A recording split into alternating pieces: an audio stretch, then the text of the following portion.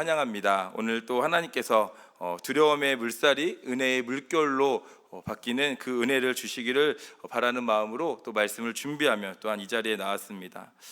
제가 평촌드림교회 와서 또 수요 예배 강단에 서면서 계속해서 이 자리에서 말씀을 좀 선포하는 가운데 한 가지 좀 말씀을 전하면서 내가 좀 이렇게 해야겠다라고 했던 것이 하나 있습니다. 그것이 무엇이었냐면 이 수요 강단에서 제가 기회가 된다면 이 요한복음 말씀을 계속해서 전해야지라고 생각을 하고 있었습니다. 그런데 오늘 제자반에 가서 한번 물어봤더니 아무도 모르시더라고요. 깜짝 놀랐습니다. 그래서 더욱더 요한복음 말씀을 잘 준비해서 말씀을 전해야 되지 않을까라는 생각을 좀 가졌던 것 같습니다. 오늘도 요한복음 말씀을 가지고 왔습니다. 또 요한복음 말씀 특별히 21장 말씀을 통해서 하나님이 주시는 은혜가 오늘 이 시간 가득히 넘치는 은혜가 되었으면 좋겠습니다. 최근에 영화 미션이라는 그 좀 오래된 영화인데 이 영화를 다시 보게 되었습니다. 오래된 영화라 또 장면들을 여러 개는 본 적은 있었지만 처음부터 끝까지 이 영화를 다 본 적은 없었습니다. 그래서 이번에 이 영화를 한번 좀 보게 되었습니다. 그런데 저는 몰랐었는데 영화의 첫 장면부터 정말 가슴이 울컥하게 만들어지는 그런 내용들로 시작이 되는 것이었습니다. 한 선교사님이 원주민들에 의해서 붙잡히고 그 나무 십자가에 묶여서 이제 강가에 끌려와서 그 강가에 묶인 채로 강물에 떠내려가는 장면이 첫 장면이었습니다. 계속해서 그 장면을 따라 선교사님은 강물을 따라서 내려가는 모습들이 계속해서 잡히고 마지막 클라이맥스에서는 폭포에서 떨어지는 장면이 나오게 되어졌습니다. 십자가의 메인채 또 흘러가는 그 모습이 참 마음이 아프고 좀 속상한 마음이 들었습니다. 되게 짧은 장면이었는데 그 장면이 저한테 좀 충격적으로 좀 다가오더라고요. 그런데 그 다음 이어지는 장면이 또한 좀 달랐던 것 같습니다. 이제 그 다른 선교사님이 예수의 선교사님이 그 강물을 따라 나무배를 타고 강물을 거슬러 올라가는 장면이 영화에서 또 나오게 되었습니다. 폭포에 물살을 온몸으로 맞으며 바위를 올라가며 바위를 붙잡고 기어오르는 모습을 통해서 그가 지금 두려움의 자리, 얼마 전 선교사님이 원주민들에 의해 죽음에 이르게 된 그 자리에 다시금 올라가는 자리를 보게 되면서 정말 많은 생각을 하게 되었던 것 같습니다. 그 걸음 속에서 예수의 선교사님이 나아갔던 그 걸음은 두려움과 걱정과 염려의 모습이기보다는 그 걸음에는 두려움보다 그 원주민들에게 복음이 필요하다, 복음을 전해야겠다라는 사명과 열정의 발걸음으로 저는 보게 되었던 것 같습니다. 죽음을 맞은 선교사님의 십자가를 거슬러 올라가는 또 다른 선교사님의 모습이 제가 이 영화를 보면서 계속해서 생각나는 이 첫 장면의 모습이었던 것 같습니다. 이 장면은 마치 절망의 물살 속에서도 포기하지 않고 은혜의 길을 걸어가는 믿음의 여정처럼 보여지는 그러한 모습이었던 것 같습니다. 이 영화를 보면서 한번 생각하게 보게 되었습니다. 나는 과연 돌아가기 힘든 곳으로 다시 갈 수 있을까라는 이 고민을 좀 해보게 됐습니다. 그래서 오늘 우리 성도님들에게 이 질문을 한번 해보고 싶습니다. 나는 다시 그곳으로 돌아가시겠습니까? 만약 이렇게 묻는다면 어떤 분들은 내가 돌아가고 싶은 장소, 내가 생각했을 때 기쁘고 또 즐겁고 행복한 장소가 있다면 그 장소를 떠올리며 이야기할 수 있을 거라 생각을 합니다. 그런데 큰 실수를 저지르고 또한 수치심을 느끼며 또 꿈이 좌절되었던 그 현장이라면 내 인생에서 다시는 돌아가고 싶지 않은 곳이다라고 이야기하는 것이 또한 우리의 마음이 아닌가 생각을 합니다. 영화를 보면서 그 선교사님인 그 원주민들로 나아가는 그 장면은 다시금 돌아가고 싶지 않은 곳을 나아가는 그 열정을 좀 볼 수 있는 그 장면이었다 생각을 합니다. 오늘 본문을 준비하면서 베드로에게도 그러한 곳이 있지 않을까라는 생각을 하게 됐습니다. 바로 그 장소가 갈릴리 바다라는 것이죠. 예수님을 처음 만났던 곳이고 예수님께서 그에게 너는 사람 낚는 어부가 될 것이다 라고 말씀하셨던 곳입니다. 그런데 동시에 베드로가 예수님을 3번 부인하고 실패와 죄책감을 안고 다시금 돌아간 곳이 바로 이 갈릴리 바다라는 것이죠. 오늘 본문은 제자들처럼 예수님의 부활을 경험했음에도 불구하고 예수님을 부인했던 죄책감과 미래에 대한 불안이 그들에게 사로잡혀 있음을 또한 이야기하고 있습니다. 베드로는 결국 익숙한 삶, 내가 물고기를 잡으러 가노라 이야기하면서 갈릴리 바다로 돌아감을 보여줍니다. 그들이 향한 곳은 주님과의 첫 만남이 있던 갈릴리, 곧 미안의 마음이 머문 자리에 새로 시작될 곳이 필요한 곳으로 보이는 곳이 바로 이곳이었다는 것입니다. 그런데 놀랍게도 그가 실패하며 그가 가기 싫어했던 그 자리에 주님이 오늘 서 계십니다. 오늘 본문은 이렇게 시작하고 있습니다. 요한복음 21장 1절의 말씀인데요, 우리 함께 같이 한번 말씀 읽어보도록 하겠습니다. 그 후에 예수께서 디베랴 호수에서 또 제자들에게 자기를 나타내셨으니 나타내신 일은 이러하니라. 우리가 함께 읽었던 21장 또 14절의 말씀도 또 이렇게 나오는데요, 함께 같이 한번 말씀을 읽어보도록 하겠습니다. 이것은 예수께서 죽은 자 가운데서 살아나신 후에 3번째로 제자들에게 나타내신 것이라.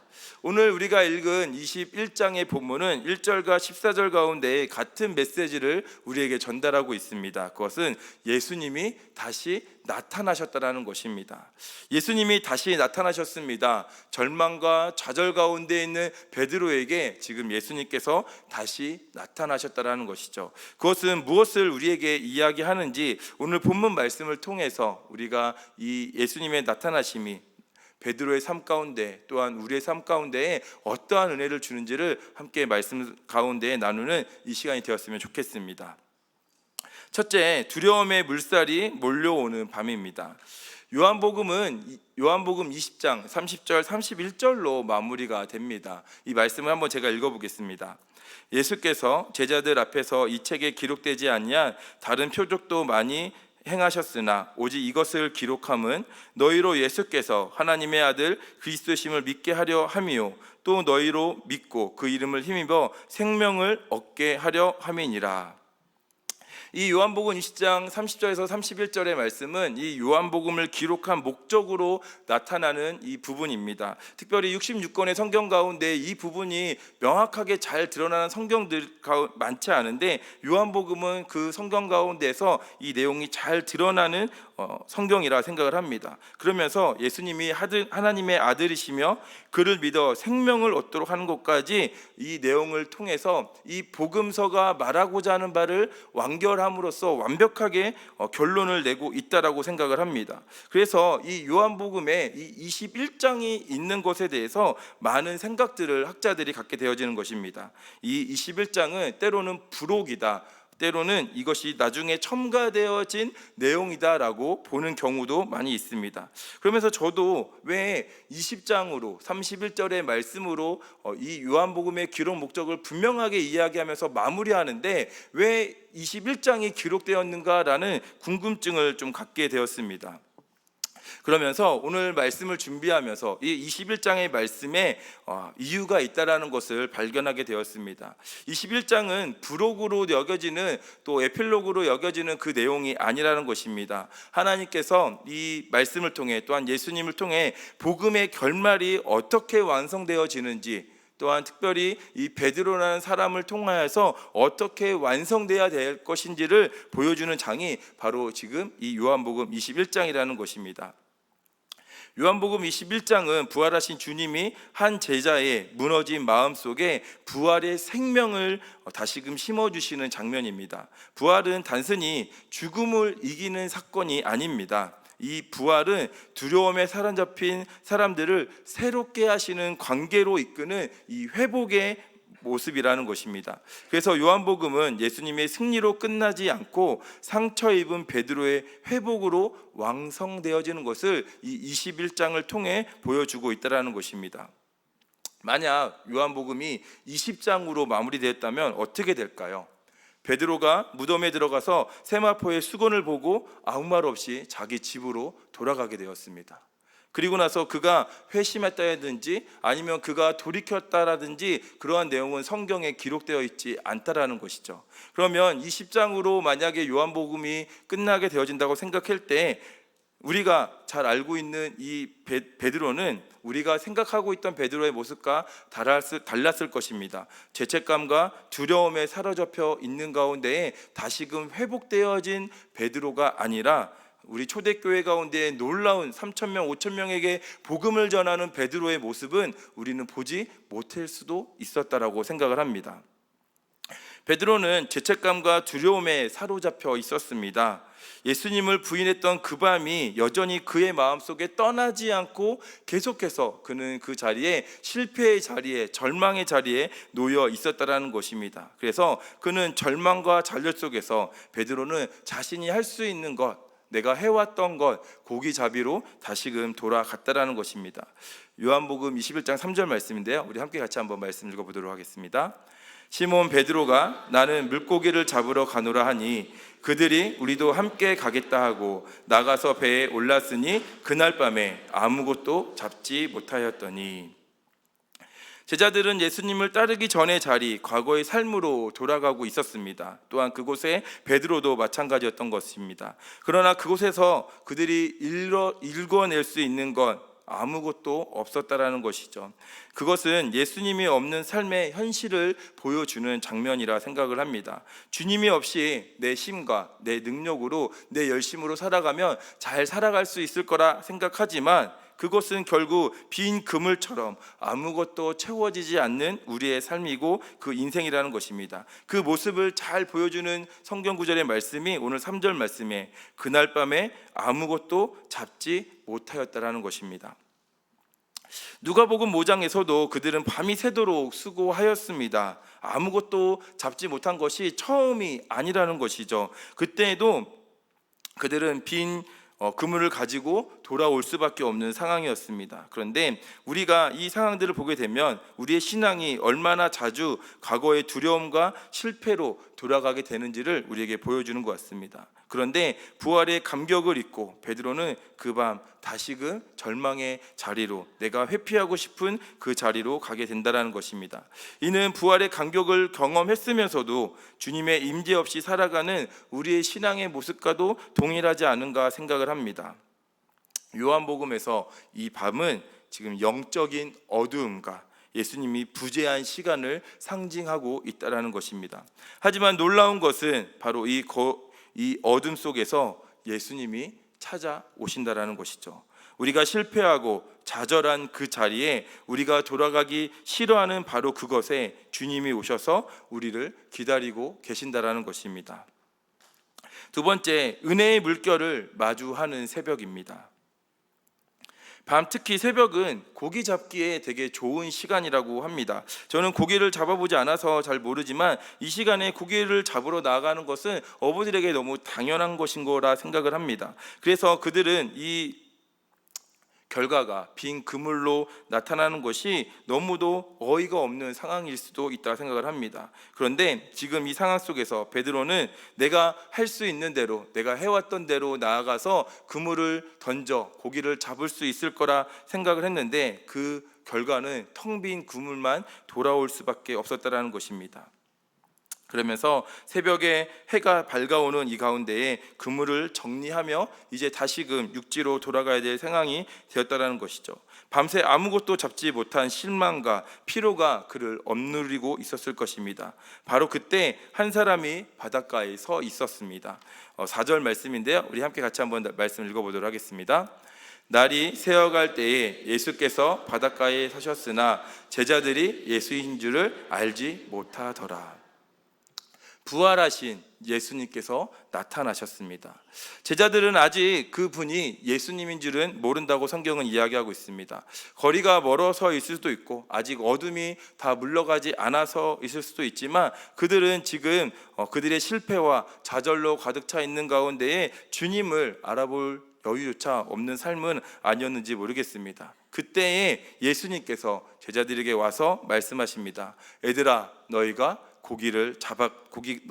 얘들아, 너희에게 고기가 있느냐라고 질문하십니다. 그러자 제자들이 대답합니다. 없나이다. 그때 주님이 말씀하십니다. 그물을 배 오른편에 던지라. 그리하면 잡으리라.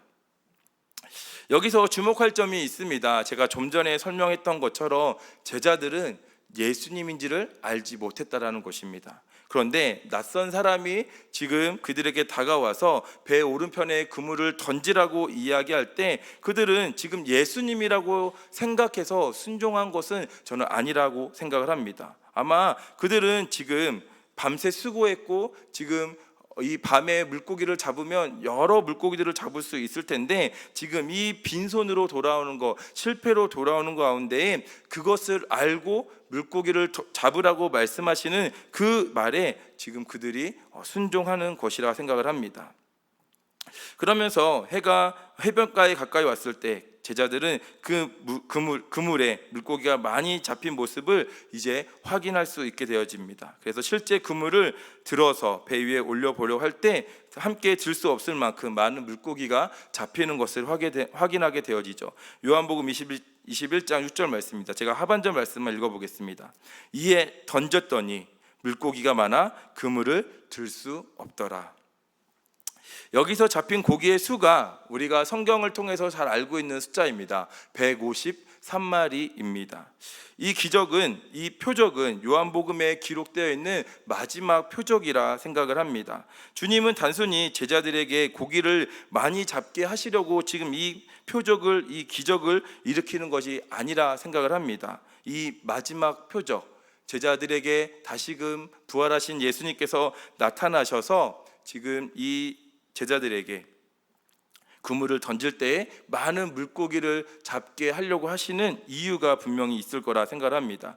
표적을 통해 자신이 여전히 함께 하시는 주님이심을 알려주기 위해 이 일을 하고 있다는 것입니다. 제자들에게 많은 고기를 주려고 기적을 일으킨 것이 아닙니다. 제자들에게 자신이 누구인지를 기억하게 하시고 내가 어떠한 분인지를 알게끔 이 표적을 행하신다는 것입니다. 왜 그러냐면 이 일이 누가복음 5장에서 일어난 일과 너무도 비슷하기 때문입니다. 누가복음 5장에 베드로는 밤새 수고하며 나아갔지만 한 마리도 물고기를 잡지 못했다는 것입니다. 아침에 그물을 들어 올려 손질하고 있을 때 예수님께서 베드로의 배에 오르셔서 육지에 조금 떼기를 청하시고는 배에서 무리를 가르치셨습니다. 그리고 말씀을 마치신 후에 주님은 베드로에게 깊은 데로 가서 그물을 내려 고기를 잡으라라고 말씀하셨습니다. 이 명령에 베드로는 순종했습니다. 그 결과 그 물이 찢어질 만큼 많은 고기를 잡게 되었다는 것이죠. 그들은 모든 것을 버려두고 이제 예수님을 따르게 되었다는 것입니다. 또한 베드로는 예수님 앞에 나가 주여 나를 떠나소서 나는 죄인이소로이다 라며 고백을 했다는 것입니다. 지금 예수님은 부활하신 후에 제자들에게 그때 그 사건을 다시금 재현하시는 것입니다. 이것은 단순한 반복이 아니라 회복의 은혜를 경험하는 순간으로 이 제자들에게 주시는 이 시간이라 생각을 합니다. 베드로가 예수님을 처음 만났을 때 그는 빈 그물 앞에서 주님을 만났습니다.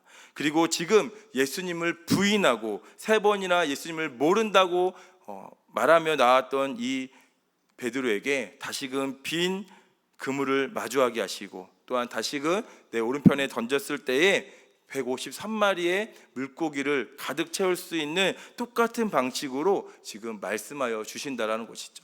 그렇다면 예수님께서 처음에 제자로 부를 때와 또한 실패의 자리로 돌아간 제자에게 지금 무엇을 말씀하시기 위해서 이 자리에 나와서 똑같은 표적을 2번이나 일으키시냐라는 것입니다.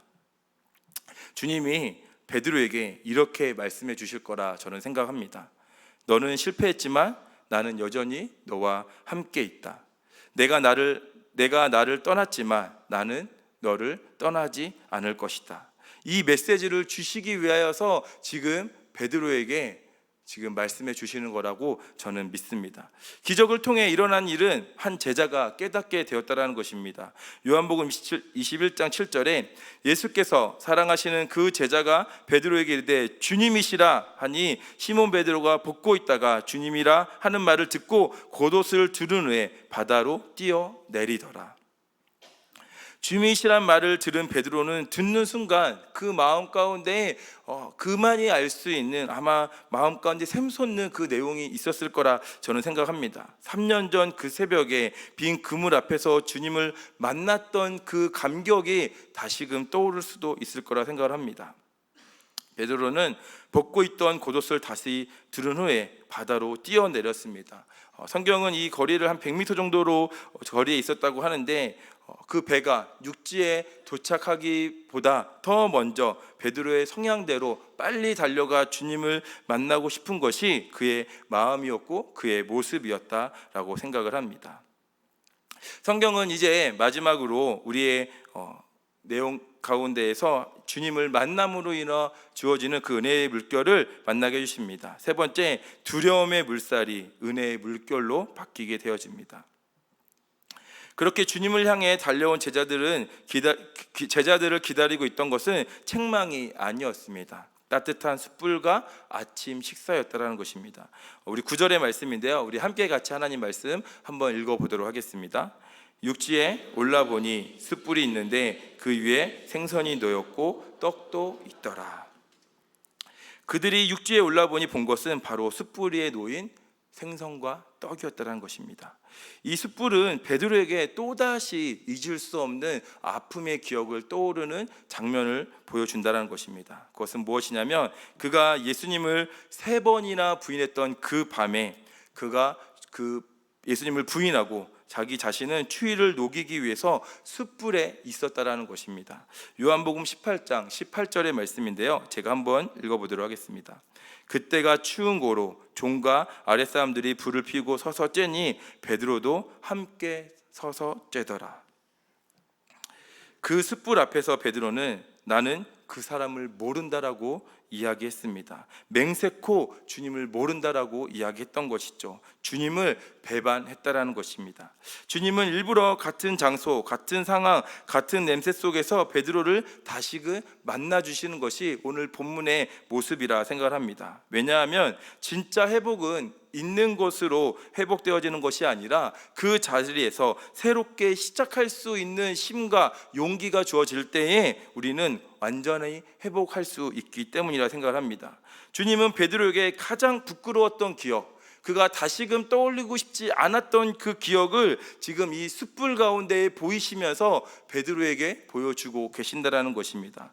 은혜의 자리로 부끄러웠던 기억을 은혜의 자리로 바꿔주시기 위해서 지금 이 자리를 만들어 주셨다는 것입니다. 이것은 결코 우연이 아닙니다. 예수님께서 베드로에게 가장 피하고 싶었던 그 자리를 회복의 자리로 바꿔주시기 위해서 실패의 기억이 있는 바로 그곳에서 주님은 새 은혜의 불을 지펴주고 계신다는 것입니다. 그리고 그분은 책망 대신 따뜻한 음성으로 베드로에게 말씀하여 주십니다. 와서 조반을 먹으라. 이 말이 어떠한 말씀일까요? 예수님께서 자책하고 절망하며 피하고만 싶어했던 이 베드로에게 와서 조반을 먹으라. 이 말은 이제 그만 자책하라. 나는 너의 실패를 기억하지 않는다. 나는 여전히 너를 나의 제자로 부른다. 깊은 용서와 사랑의 선언이 바로 와서 조반을 먹으라라는 이 말씀입니다. 예수님은 실패를 묻지 않으셨습니다. 또한 그 대신 그를 사랑으로 다시금 초대하고 계신다라는 것입니다. 비난이 아닌 식탁으로, 신문이 아닌 은혜로 지금 이 교제 자리로 이끌어 주신다라는 것입니다. 그 자리에서 베드로는 더 이상 두려움에 떨지 않습니다. 죄책감 대신 주님이 준비하신 떡과 생선으로 그의 마음이 서서히 녹아져 내렸을 것입니다. 두려움의 물살이 은혜의 물결로 바뀌는 순간이 바로 이 순간이라 생각을 합니다. 사랑하는 성도님들, 지금 우리도 우리의 각자의 삶 속에서 내가 피하고 싶고 내가 회피하고 싶은 그 두려움의 자리가 있지는 않으십니까? 내가 다시는 돌아가지 않고 싶은 그곳, 주님이 먼저 그곳에서 우리에게 불을 피우시고 우리에게 그곳에 와서 다시금 회복하라고 말씀하여 주시는 줄 믿습니다. 예수님은 오늘도 우리에게 말씀하여 주십니다. 와서 조반을 먹으라. 내가 이미 준비해 두었다. 너의 실패를 덮을 은혜를 너에게 준비해 두었다. 부활의 주님은 실패의 밤을 새벽의 은혜로 바꾸시는 분이십니다. 두려움의 물살 속에서도 끝내 우리를 포기하지 않으시고 찾아오시는 분이 바로 우리 주님이십니다. 그분이 오시는 순간 인생의 물결은 방향이 바뀌어집니다. 절망의 파도가 잔잔해지고 두려움의 물살은 은혜의 물결로 바뀌게 될 줄 믿습니다. 말씀을 준비하면서 하나님 앞에 이 말씀이 저에게 큰 위로가 되었던 것은 제가 이 베드로의 모습과 너무도 다르지 않다라는 것입니다. 아니면 더한 사람인 것 같습니다. 베드로는 예수님을 모른다고 3번을 부인하며 나아갔던 사람일지는 모르겠지만 저는 하나님의 말씀을 전하고 하나님의 말씀대로 살아가겠다라고 늘 이야기하면서 늘 실패의 순간, 그 말씀대로 살아가지 못하는 순간들을 늘 마주하는 자가 바로 저인 것 같습니다. 그런 자가 또 이 자리에 서서 말씀을 전해야 됩니다. 또 오늘 이 자리에 나와서 하나님을 전하고 예수 그리스도를 전해야 됩니다. 이 자리가 두렵습니다. 이 자리가 저에게는 때로 두려움의 물살이 가득 차는 이 시간인 것 같습니다. 하나님 앞에 부끄럽지 않게 살고 싶은데, 하나님 앞에 이 말씀을 붙들고 온전히 나아가고 싶은데, 하나님의 말씀을 지키고 행하며 살아가는 거 너무 어려운 것 같습니다. 남들에게 떳떳하게 말하고 싶었습니다. 하나님 말씀을 그대로 행하며 그 말씀대로 살고 싶다라고 늘 베드로와 같이 당당하게 이야기하는 사람이고 싶었던 것 같습니다. 근데 그 모습만이 아니라 베드로와 같이 늘 실패하고 겁내고 두려워하는 것이 저 자신이라는 것을 많이 깨닫게 되었습니다. 하나님께서는 또 이 말씀을 준비하면서 저에게 은혜를 부어 주셨습니다. 두려움의 물살이 저를 어렵게 하고 깊은 절망감으로 빠지게 할 때 말씀을 준비하며 괜찮다, 너가 준비한 말씀으로 하나님 앞에 나아갈 때 나의 약함과 나의 연약함이 아니라 하나님의 은혜로 나를 이끌어 주신다라는 그 말씀이 오늘 이 시간 말씀을 듣는 우리에게 두려움의 물살이 은혜의 물결로 바뀌어지는 귀한 은혜가 있기를 간절히 바랍니다. 말씀을 정리하겠습니다. 사랑하는 성도 여러분, 우리의 인생의 밤에 애써도 아무 열매 없는 빈 그물처럼 느껴지는 시간들이 있을 거라 생각을 합니다. 예수님은 그때 우리에게 다시 시작할 수 있는 자리로 우리를 이끌어 주시는 줄 믿습니다. 우리에게 실패가 끝이 아니라 복음의 은혜가 시작되는 자리임을 보여주시기 위해서입니다. 십자가의 사랑이 그 밤의 어둠을 새벽으로 바꾸셨듯이 그분의 만남은 오늘도 우리의 인생을 새롭게 하십니다. 그분은 우리에게 다시 나타나시는 분이시고 다시 말씀하여 주시는 분이시고 다시 채워주시는 분인 줄 믿습니다. 두려움의 물살을 은혜의 물결로 바꿔주시는 분, 실패의 자리를 다시 회복의 자리로 바꿔주시는 분, 바로 우리 주 예수 그리스도를 굳건히 바라보며 나아가는 저와 우리 성도님들 되시기를 간절히 바랍니다. 우리가 주님을 떠났던 자리, 우리가 고개 숙인 실패의 밤에 있다 해도 주님은 그 자리에 다시 찾아오십니다. 그리고 우리를 다시 부르십니다. 다시 믿음으로, 다시 은혜로, 다시 복음으로 돌아가라고 우리에게 말씀해 주시는 줄 믿습니다. 이 시간 하나님의 부르심 앞에 또 하나님 앞에 찬양을 고백하며 나아가는 우리 시간이 되었으면 좋겠습니다. 오늘 다시 복음으로 라는 찬양으로 우리의 실패를, 우리의 좌절을 책망하지 않으시고 보듬어 주시고 품어 주시는 우리 주님의 마음을 알고 이 찬양을 부를 수 있었으면 좋겠습니다. 우리 시간 같이 다시 복음으로 함께 한번 찬양하도록 하겠습니다.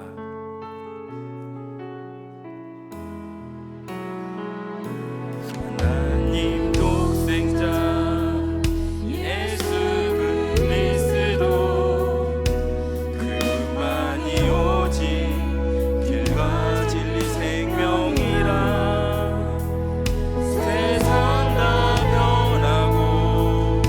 사람들 변해도 나에게 복음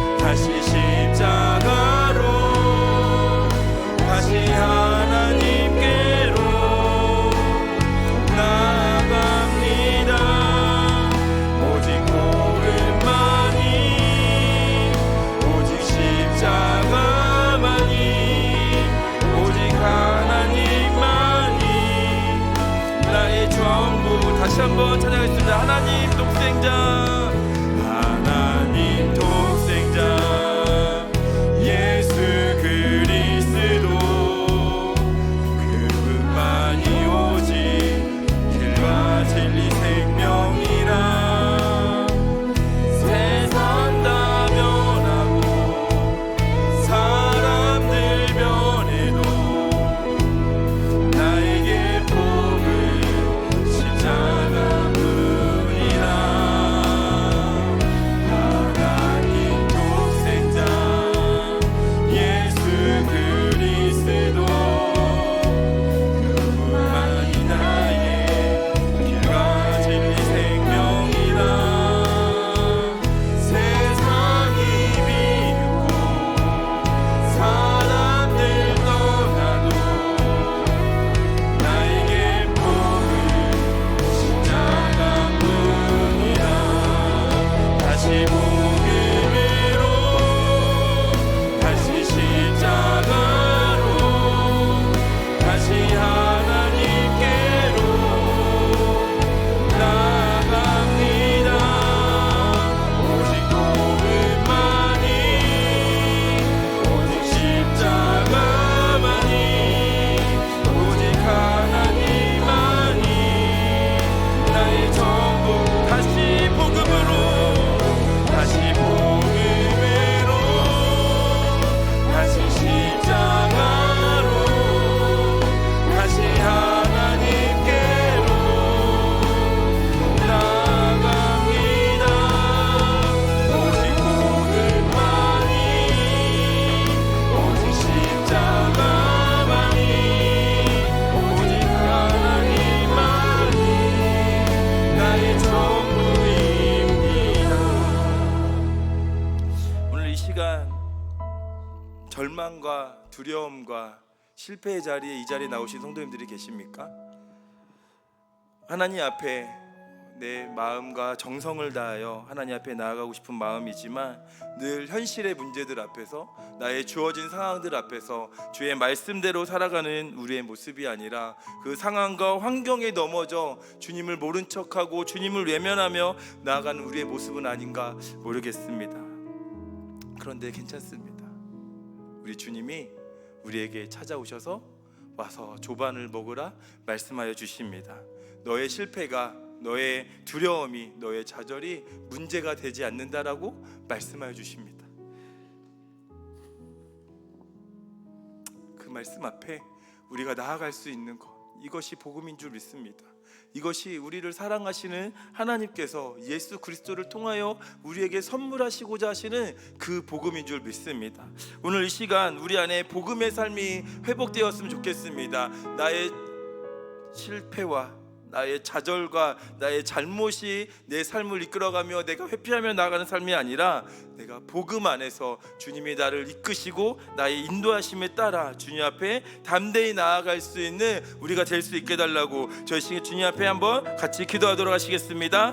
사랑과 은혜가 풍성하신 하나님 아버지 감사합니다. 오늘 실패와 절망의 자리에 나오시는 성도들이 계시다면 하나님 아버지 정말 이 시간들을 통하여서 주님 앞에 나아가기 원하는 것은 입에 그만 자책하라. 나는 너의 실패를 기억하지 않는다. 나는 여전히 너를 나의 제자로 부르고 있다. 깊은 용서의 주님의 선언 앞에 우리가 이 실패를 묻지 않으시고 사랑으로 초대하시는 그분을 만나며 나아갈 수 있는 자가 될 수 있도록 인도하여 주시옵소서. 하나님 아버지 주의 말씀대로 살기를 소망하며 주의 말씀을 붙들며 살며 나아갈 때는 저의 모습 속에서 하나님 아버지 정말 주하나님 그 말씀대로 살지 못하고 그 말씀대로 행하지 못하는 저의 연약함을 볼 때가 참으로 많습니다. 반복되어지는 실패, 반복되어지는 좌절, 반복되어서 정말 주하나님 앞에 잘못되어져 나가는 모습들을 볼 때마다 제가 말씀을 전하고 복음을 전하는 것이 맞는지 늘 흔들리고 섬기는 때가 너무 많을 때마다 하나님 아버지 정말 저에게 다가오셔서 말씀하시는 거, 너가 왜 그렇게 잘못하고 있는지, 너가 왜 이렇게 잘못된 길로 갔는지 질문하는 거지.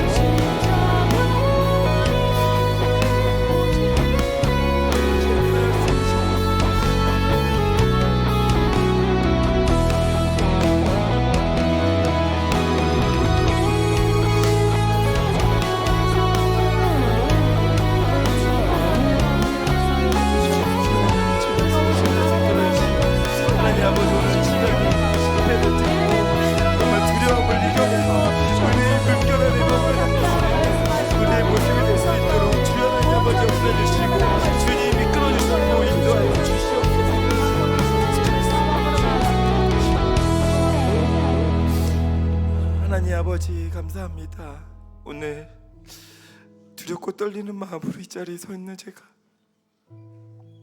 주의 은혜로 이 자리에 서 있음을 고백합니다. 하나님, 우리 성도님들이 마주하는 두려움의 물살이 우리를 힘들게 하고 어렵게 하고 그것을 회피하고 싶고 도망치고 싶은 그 순간들마다 주님이 그 자리에 찾아가 주셔서 그 자리에 함께해 주셔서 하나님 손을 잡아 주시고 말씀해 주시고 이끌어 주시기를 간절히 바랍니다. 와서 이 조반을 먹으라 말씀하시는 주님, 너의 잘못, 너의 나쁘게 행동했던 그 모든 것들 내가 다 용서하고 너를 다시금 나의 자녀로 나의 제자로 삼을 것이니 너는 와서 이 조반을 먹고 누려라 말씀하시는 그 말씀 앞에 우리의 잘못이, 우리의 두려움이, 우리가 피하고자 했던 그 모든 것들이 회복되어지는 은혜가 있게 도와주시옵소서. 우리의 삶이 두려움과 염려와 걱정에 의해 이끌려가는 삶이 아니라 우리의 삶이 구원과 복음으로 인하여 이끌려갈 수 있는 우리의 삶이 될 수 있도록 인도하여 주시옵소서. 그 삶이 은혜의 물결에 따라 살아가게 하시는 하나님의 은혜인 줄 믿습니다. 그 은혜를 소망하며 살아나갈 수 있는 우리 평촌드림교회 성도님 될 수 있도록 이끌어 주시옵소서. 살아계신 예수 그리스도의 이름으로 기도드립니다.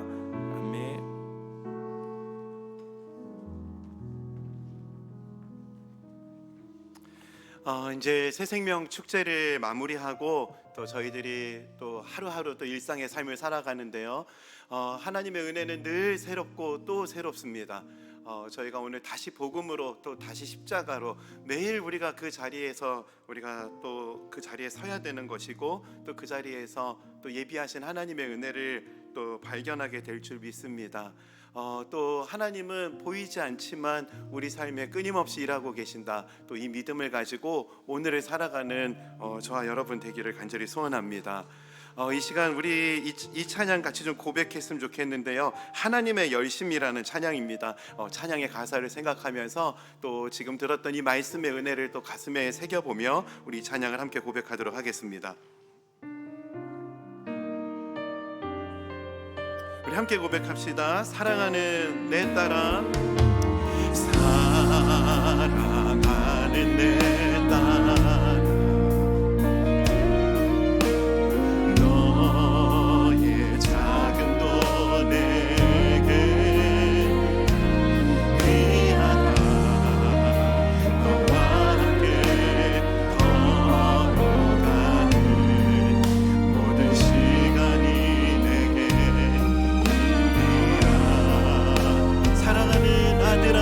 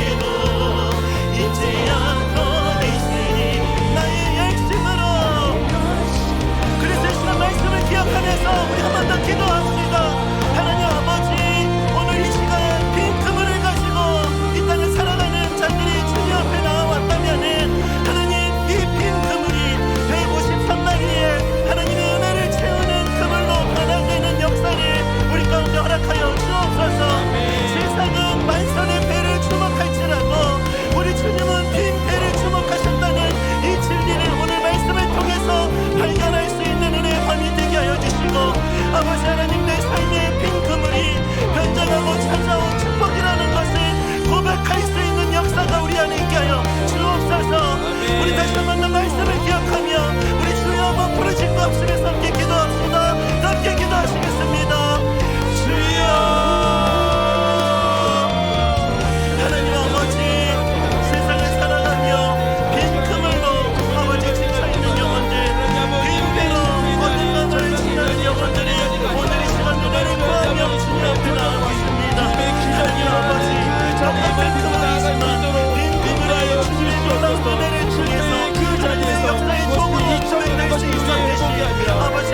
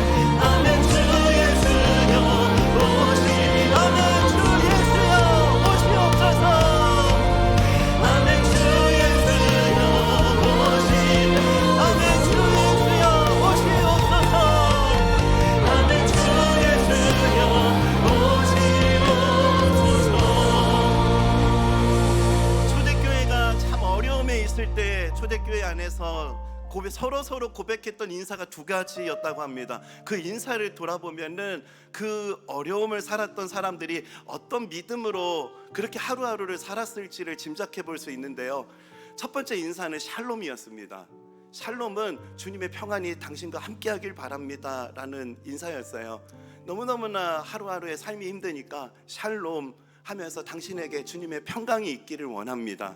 그렇게 서로에게 정말 평강을 빌어주었던 인사. 그리고 또 하나의 인사는 어려움을 겪는 자들을 향해서 주 예수님께서 곧 오실 겁니다, 마라나타. 이 믿음을 서로 고백했다는 거예요. 새생명 축제를 이제 마무리했는데요. 우리가 새생명 축제를 지나면서 기약해야 될 것이 있다면은 우리가 이 두 가지의 인사를 서로 고백하는 공동체가 될 수 있도록 우리가 좀 기도해야 된다고 저는 믿습니다. 새생명 축제는 1년에 2주 하는 일회성 불꽃놀이가 되지 않아야 되고, 우리가 서로에게 평안을 빌어주며 샬롬을 할 때 샬롬의 고백을 통해서 그 새 생명의 기쁨을 주신 주님을 발견하는 역사가 우리 가운데 있기를, 그리고 인생에 정말 고단한 길을 걸어가는 자들에게 주님 곧 오십니다, 오늘은 힘내서 살아봅시다, 마라나타, 이 고백을 통해서 예수 그리스도를 발견할 수 있는 기쁨이 우리의 고백을 통해서 이루어지는 것, 그것이 교회가 붙잡아야 될 본질이라고 믿습니다. 그래서 우리 이 시간 좀 같이 기도했으면 좋겠는데요. 두 가지입니다. 하나님, 우리 공동체 안에 샬롬의 은혜를 허락하여 주옵소서. 오늘 예배하는 자들 마음 가운데 샬롬, 하나님이 당신의 마음 가운데 평강 주시길 원합니다. 또 우리 마음으로 기도하는 영혼들에게 하나님 샬롬의 은혜를 허락하여 주옵소서. 그리고 마라나타는 미래의 신앙이 아닙니다. 오늘을 정말 앞으로 오실 예수 그리스도의 약속을 붙잡고 오늘을 살아가는 그 힘, 그게 마라나타 신앙이거든요. 하나님, 우리 주님 오십니다. 그 약속 지키십니다. 우리 서로 이 은혜를 고백하기 시작할 때 약속 붙들고 인내하는 자들 마음 가운데 새 힘이 부어지는 역사가 일어나게 하여 주옵소서. 아멘. 오늘 이 샬롬, 마라나타 단어를 하면 떠올리시는 분들이 있다면은 오늘 그분들을 위하여 기도하라고 오늘 주님 우리를 이 자리에 불러주신 것이라고 믿습니다. 하나님 아버지, 우리의 입술을 통해 기도하는 한 영혼 한 영혼 마음 가운데 샬롬의 은혜를 허락하여 주옵소서. 아멘. 두려워하는 영혼들 마음 가운데 평강을 허락하여 주옵소서. 아멘. 현실을 인내하며 살아가는 영혼들 가운데 마라나타의 힘으로 현실을 이겨낼 수 있는 능력을 허락하여 주옵소서. 아멘. 우리의 기도를 통해 주님 응답하시고 역사하여 주옵소서. 아멘. 이 은혜를 구하며 우리 학심에서 함께 기도하며 나아갑시다. 다 함께 기도하시겠습니다. 하나님 아버지, 주님의 은혜를 구하며 나아갑니다.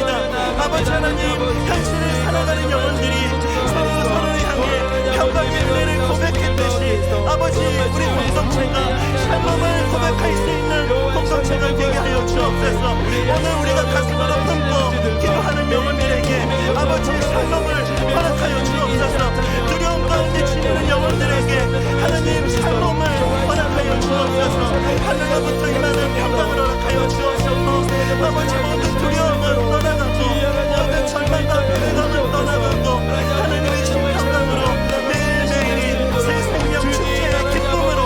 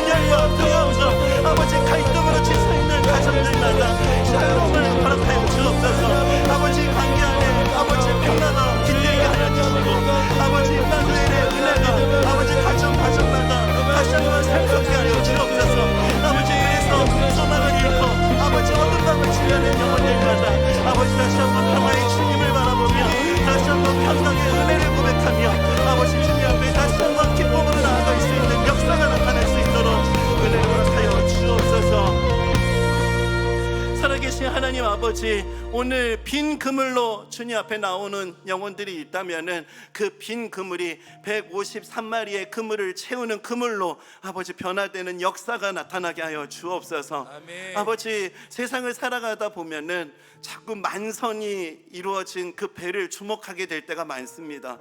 빈 배로 살아가다 보니 참 내 자신이 너무나 초라해 보이고 빈 배인 인생이 한없이 부족해 보일 때가 많은데, 하나님은 만선의 배가 아니라 빈 배를 주목하셨다는 아버지 이 은혜를 붙잡을 수 있는 믿음을 허락하여 주시고, 이 믿음을 붙잡는 자들이 하나님 보이지 않지만 우리 삶에 끊임없이 하나님의 열심으로 역사하고 계시는 이 진리를 발견케 하여 주옵소서. 아멘. 아버지 하나님, 하나님의 사람들이 어려움을 겪을 때마다 서로에게 샬롬을 고백했듯이 오늘 우리가 마음으로 품고 기도하는 영혼들을 향해 샬롬의 은혜를 구했습니다.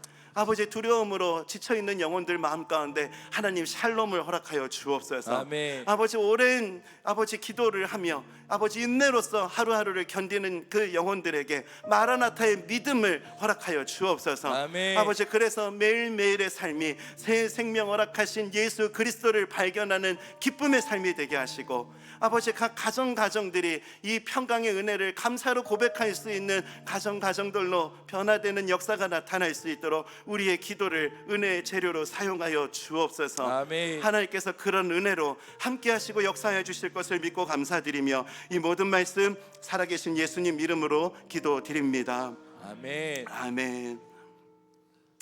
이 시간 우리 좀 기도해야 될 우리 지체들이 있는데요. 올해 이제 수능을 보는 우리 수험생들을 위해서 우리 좀 같이 이제 기도해야 될 때라는 생각이 듭니다. 이제 지금까지 좀 파악된 우리 수험생들 명단을 좀 띄워주시겠습니까? 이번에 수험생이 49명 이번에 또 수능을 보게 됩니다. 참 인생의 중요한 때를 만나게 되는데요. 우리 아이들 한 명 한 명의 좀 이름을 불러가면서 우리 아이들을 위해서 좀 같이 기도했으면 좋겠습니다. 한 사람 한 사람이 참 중요한 때를 또 보내고 있고요. 또 인생에서 또 중요한 또 시험에 한 번 실패했던 지체들은 또 두려운 마음으로 이때를 기도하면서 또 이 시간을 보내고 있는데, 하나님께서 저들의 인생을 책임져 주시고 하나님께서 저들의 인생의 주인 되어 주옵소서. 아멘. 이 마음을 담아서 우리 이 찬양이죠, 우리 요게벳의 노래라고 하는데 이 찬양 후렴 가사를 좀 우리 기도하는 마음으로 또 이들을 축복하는 마음으로 고백하고 우리 이 지체들을 위해서 함께 기도하도록 하겠습니다. 우리 함께 고백합시다. 너의 삶의 참 주인, 너의 참 부모이신 하나님 그 손에 너의 삶을 맡긴다. 너의 삶의 참 주인, 너를 이끄시는 주 하나님 그 손에. 우리 다시 한번 고백합시다. 너의 삶의 참 주인, 너의 삶의 참 주인,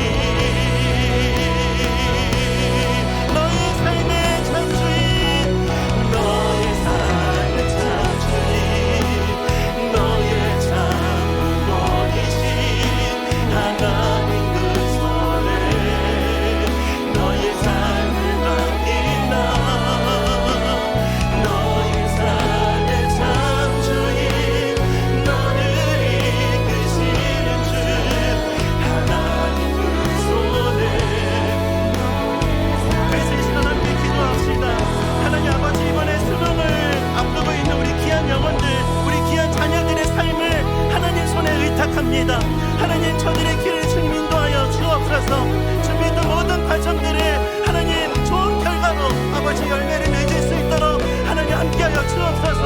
아버지, 우리 귀한 자녀들이 내 삶의 주인이신 분이 예수 그리스도, 내 삶을 인도하시는 분이 예수 그리스도, 인생의 시험을 만날 때 의지해야 할 분이 예수 그리스도이심을 발견하는 은혜의 때가 될 수 있도록 역사하여 주옵소서. 저들을 붙잡아 주옵소서. 우리 주님 앞에 주님 세 번 부르짖고 우리 수험생들 이름을 불러가며 합심해서 함께 기도하시겠습니다. 주여, 주여, 주여. 하나님 아버지 하나님, 우리가 공격 삼았던 그 배에서 내려와 예수 그리스도께서 주님 공격이 되어주시고 길이 되어주시는 그 길을 따라갈 수 있기를 기도합니다. 아버지 하나님, 주여, 윤서, 동현이, 민재, 서윤이, 서한이, 시야, 영서여, 주님, 예성의 삶의 주님은 주인이십니다.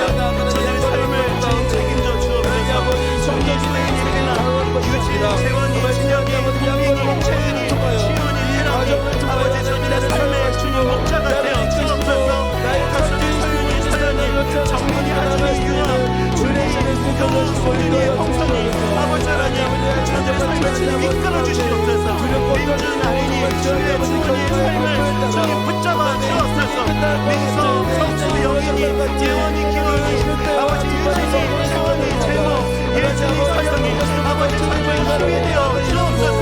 주님의 주여, 주여, 서윤이, 성현이, 하나님께서 능력이 되어 주옵소서.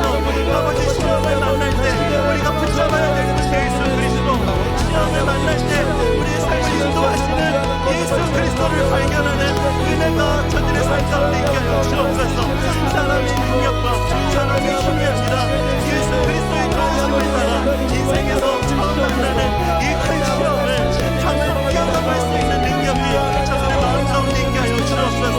하나님은 나의 힘이시라, 하나님은 나의 도움이시라, 하나님은 나를 지키시는 이시라. 아버지 하나님, 이 귀한 자녀들이 이 하나님의 손길을 발견할 수 있도록 역사하여 주옵소서. 앞서 행하시는 하나님, 아버지 그 시험장에 책임지하여 주옵소서. 아버지 시험을 앞두고 있는 아버지 이들의 삶을 하나님 주님께서 책임져 주시옵소서. 자로나 오르나 치러지며 되어주시고 앞으로 가나 뒤로 가나 아버지 하나님 불것 같은 무공자로 하나님 책임지시고 이끄시는 하나님의 역사가 보여주는 인생, 그 은혜를 따라가는 인생이 될 수 있도록 하나님 함께하여 주옵소서.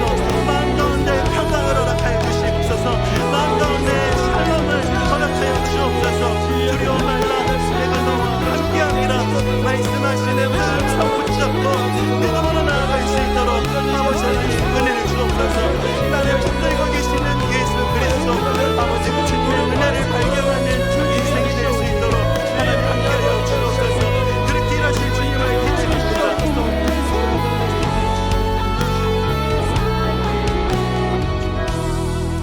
하나님 아버지, 49명의 우리 귀한 자녀들의 삶을 주님 손에 의탁합니다. 아멘. 아버지, 인생의 큰 시험을 아버지 또 처음으로 또 만나서 이 시험 앞에 서 있는 우리 자녀들의 마음을 하나님 붙잡아 주옵소서. 아멘. 하나님은 나의 힘이시라, 하나님은 나의 도움이시라, 그 주님이 나를 지키실 것이다. 아버지, 이 믿음을 발견할 수 있는 영안을 열어 주옵소서. 아멘. 또 이 은혜를 고백할 수 있는 믿음을 허락하여 주옵소서. 아멘. 하나님께서 나의 힘과 도움이 되신다, 이 은혜를 고백할 수 있는 은혜의 때가 될 수 있도록 하나님 간섭하여 주옵소서. 아멘. 인생의 시험을 만날 때마다 의지해야 될 분 예수 그리스도, 아버지 그분을 붙잡을 수 있는 믿음이 우리 자녀들 마음 가운데 깊어질 수 있도록 하나님 함께하여 주옵소서. 아멘. 내일을 알지 못하는 인생길을 걸어가고 있지만 하나님이 내 길이시라, 하나님은 나를 인도하시는 분이시다, 이 믿음을 가지고 담대하게 나아갈 수 있는 우리 자녀들 될 수 있도록 은혜를 더하여 주옵소서. 아멘. 아버지 하나님, 수능이 이제 얼마 남지 않았습니다.